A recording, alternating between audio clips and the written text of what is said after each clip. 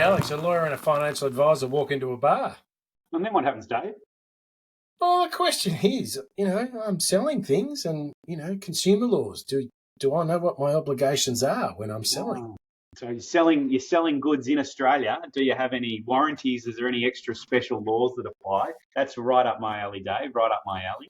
We love a good lawyer up his alley. Yeah, that's right. I can certainly answer that question for you. And I think it's something that's come up a bit in litigation at the moment. There's a case before the courts where JB Hi-Fi have been sued for selling what they call junk warranties. They're selling a warranty for a product. They say, okay, we'll fix it if it breaks in 3 years.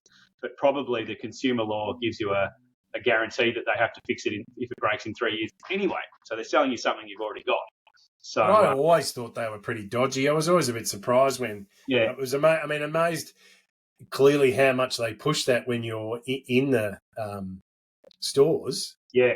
And I was, even when you stand there sometimes and you watch how many people buy them, you go, wow, really? Yeah, I mean, it's not just JB, it's the good guys, it's I don't know they all do it. Names, but they all sell you a warranty. Yeah, and I think a lot of that is on the back of people don't really understand what. I think if they buy a good, take it home and it breaks, then they're stuffed.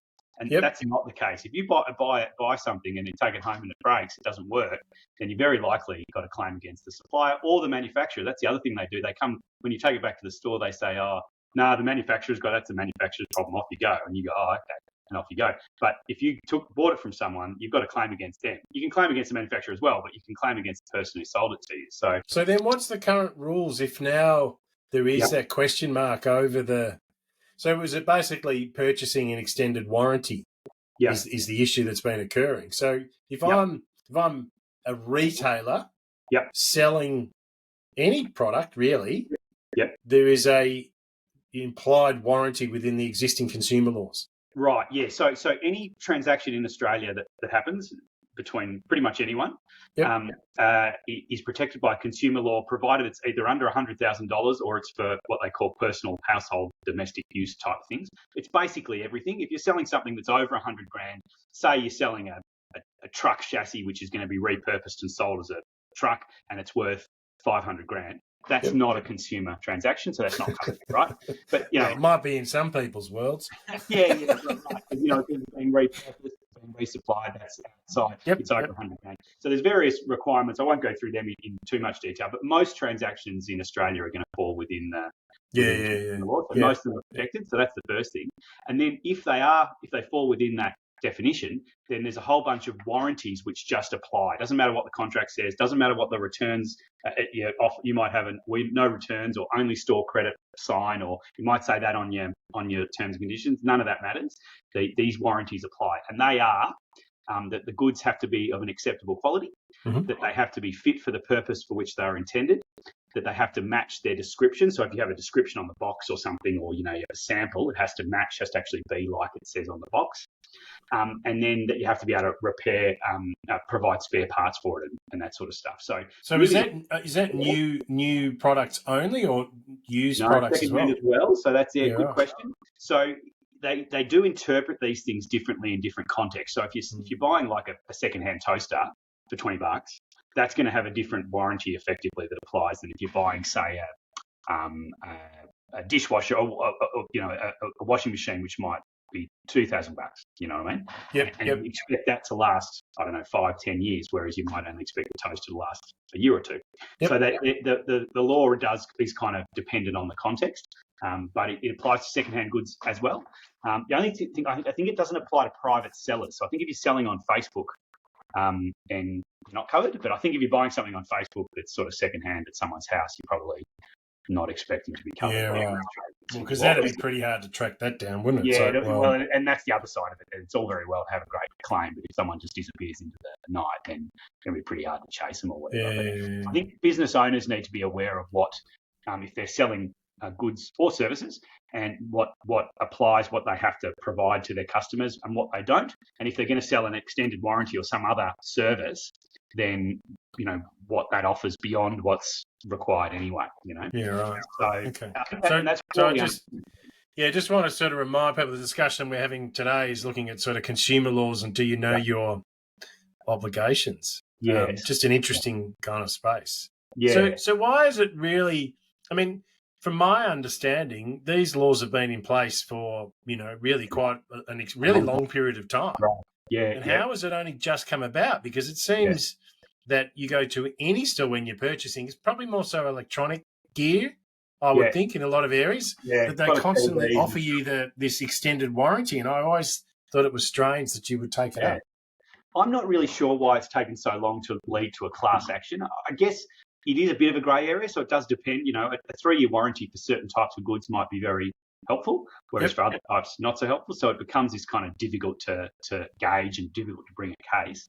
And they're low value transactions in the scheme of things. So often if you're talking about a $300 extended warranty or whatever, no one's going to sue over that. And it really takes someone to have the wherewithal to bring a class action and a law firm to support it and all that for it to hit the media. But certainly the consumer law is not new. It's been around for a long time. It's gradually getting tougher.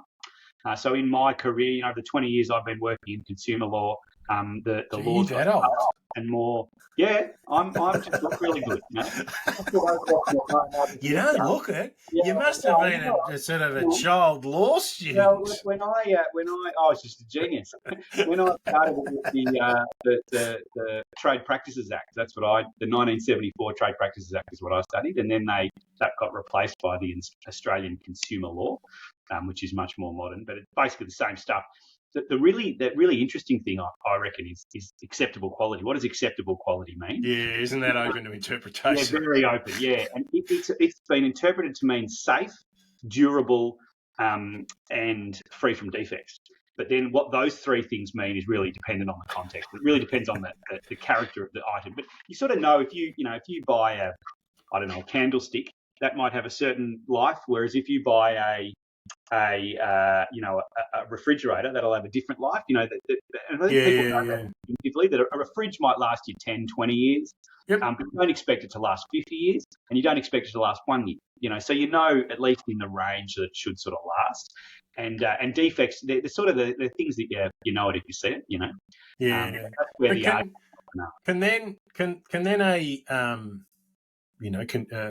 manufacturer or probably more so a retailer, can they within their contract of sale exclude good question components that sort of say, well, our agreement says that we cover it to whatever extent, or somehow they've had a very clever lawyer draft something for them that enables them to sort of dance around this issue? So the warranties are implied by law, so they apply no matter what the contract says. In fact, you can't exclude them, and any effort to do that would be void. The key thing, if you're a business owner, that you want to do, especially if you're a retailer, is you want to make sure that any returns you have to take from a customer, that you're able to flow that through to the manufacturer. Often a relationship between the supplier, the manufacturer, and the retailer might be a commercial arrangement, which is not covered by consumer law because you're resupplying, right? So you're not an Australian consumer law person. So you're not a consumer within that definition. So you're not protected in the same way. If you buy, 10,000 dishwashers, actually you would be if you're buying dishwashers. But anyway, you want to make sure the arrangement between the supplier, the manufacturer, and the retailer can allow you to basically push on your costs or repair costs or whatever to the manufacturer. So just make sure that your contracts are drafted properly, so that if you have to take something back and cop a loss on it, that you're not out of pocket. So is it really that it cascades back to the original source? Yeah, it should do. The manufacturer needs to go through its own QA process that then says, well, when it's left the factory, it was of merchantable quality, and we're all very happy with that. Then goes, but at what point does it then become? Because that becomes really hard. So say the product is delivered from the manufacturer to the retailer. So it goes into their distribution centre and then gets dispersed out to multiple stores. There's a huge amount of time of multiple people touching that particular product that could or not, they could be in a position like, but how do I know as the manufacturer that your guys in the factory didn't drop it? Or totally. Especially you're talking about some physical damage, or then you sell it, and then how do you know that the customer didn't drop it, right? Yeah, like how do they sort of address those sorts of issues within the consumer laws? Because they'll say, oh, no. I know, for instance, when I purchased a TV, 12 months ago, and the guy at JB basically said, I'm giving it to you in this box. If you get it home and because there should be enough protection within the packaging around it, and you put some pressure on the screen and it's cracked, that's you. I'm like, well, yeah. how do I know that? How do I know? But what they did, they opened up the box, lifted it out, and showed us and said, can you see any, defects on here at the moment? And basically they get you to sign that off. I mean, is that how some of them are having to get around that sort of stuff? Yeah, I mean, that's pretty extreme.